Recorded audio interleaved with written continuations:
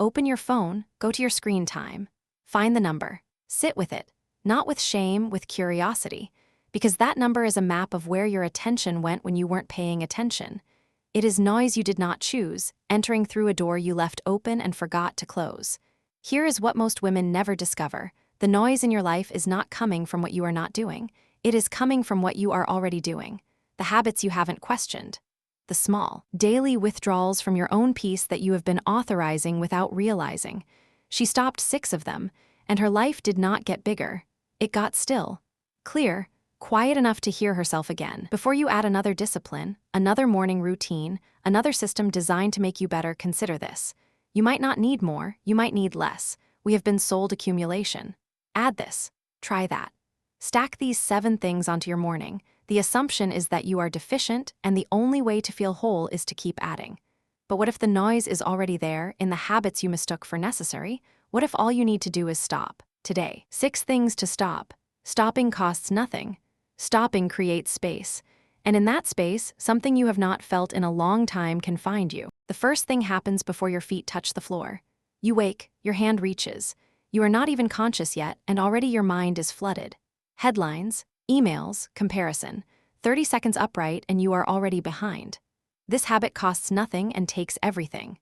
The first minutes of your morning are the only minutes that still belong entirely to you. Your nervous system is soft, receptive, capable of setting a tone that follows every hour after. And you hand that gift to an algorithm every morning. The woman who stopped put the phone in another room before bed. She gave herself 10 minutes, sometimes 5, to be in her own body before anyone else got to speak. She drank water. She looked out the window. She let her thoughts arrive on their own. After a week, she was less reactive. She started her day from a center she had not known she had because she had never given it enough quiet to reveal itself. The second thing is the yes that arrives before you have checked with yourself. Someone asks, you say sure, and somewhere in the gap, your stomach tightens. The quiet place that knew, even before you agreed, that this was going to cost something you did not have to give. Every yes without checking in is a withdrawal from an account that does not replenish. The woman who does this too often becomes a woman running on empty without knowing why. She started pausing. 3 seconds, long enough to feel what her body was telling her, and when the answer was no, she said it. Gently, without apology, without the justification that used to follow every boundary. I can't make that work, not this time. It felt terrifying at first. But disappointing someone else is not the same as betraying them. The betrayal she had been committing was against herself. The world did not end. It got quieter. The third and fourth things are 2 sides of the same drain. Third, stop over-explaining. You say no, then surround it with cushions. You submit evidence for a jury that was never convened. Over-explaining is not kindness. It is the belief that your limits are not valid until someone else approves them. The woman who stopped became clear. Her sentences shortened. I'd rather not is complete. This doesn't work for me needs no footnotes. People who respect her will not demand a case file. Fourth, stop consuming other people's opinions before forming your own. This happens in the gaps. 10 minutes of scrolling. A podcast. Certainty from strangers about lives they have never lived. Before you know it, your head is full of borrowed thoughts, and when you sit down to think your own, someone else's voice is using your mouth. 1 hour a day where nothing comes in. No input. No scrolling. 1 hour where your own mind is the only voice in the room. It will feel empty at first. That is withdrawal. But the woman who stays in that silence discovers her own perspective, her own taste, her own quiet, unrepeatable way of seeing. The fifth thing has been rebranded as productivity. Stop filling every silence, walking with a podcast, cooking with a video, eating with a screen, always something playing as if the sound of your own thoughts was not enough. The woman who fills every silence is not more productive, she is more fragmented.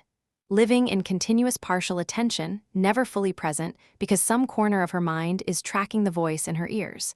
She stopped defaulting to noise. Some walks stayed quiet. Some meals silent. She let herself drive without input and lie in bed with nothing playing but her own breathing. And in that silence, the thoughts she had been outrunning caught up. Some uncomfortable. Some gifts. Ideas she would never have had if the podcast kept playing. Clarity she would never have found if the scroll kept going.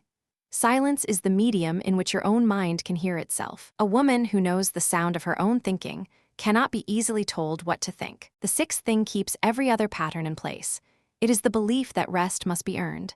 You have been taught that rest is a reward for exhaustion, that slowing down is for the finish line, not the middle of the race. But rest is not a reward. It is a requirement.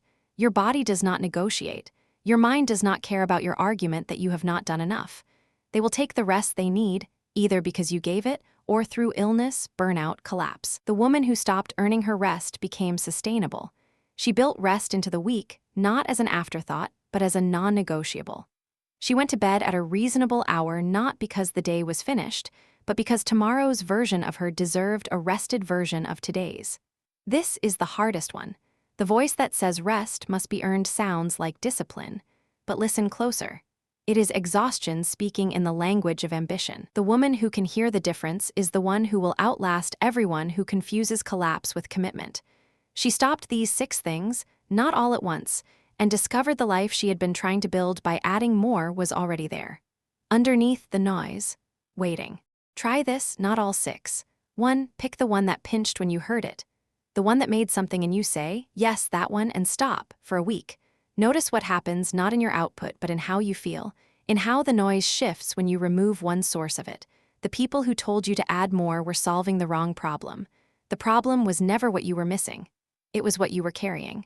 And when you set it down, you will not become someone new. You will become quieter, clearer, someone who moves through her days not like she is running, but like she has arrived. You do not need more, you need less.